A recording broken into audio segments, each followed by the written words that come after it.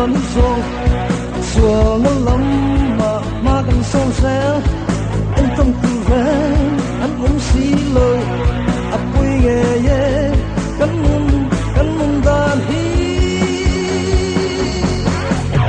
phiết tiệm áo nghề mây ba ver la su rui thế lây lây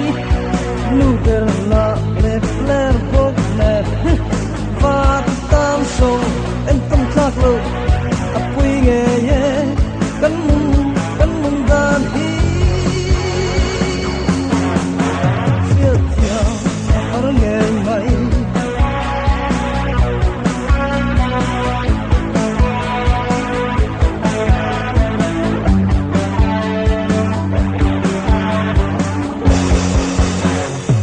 lây xí lâu cắm phụ xí chuồng bên là mầm tớ hư bắt hơi vụt lắm ngày chúa xí lâu ấp quê nghề ye cắn mông đàn hi phiết tiệm áo nghề mây mặt cọ to na sấy thề mây ai từ lắm mà tuy thề không chưa mất gì ta sẽ bốc gì ấp quê nghề ye cắn mông đàn hi chia theo áo nghề mây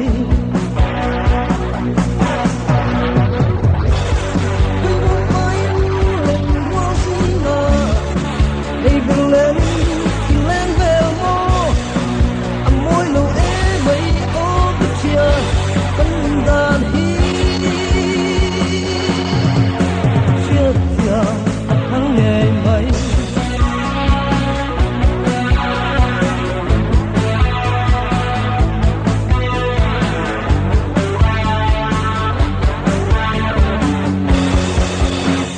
em lang hạ xuân lưu chất độc lama tin lu ka si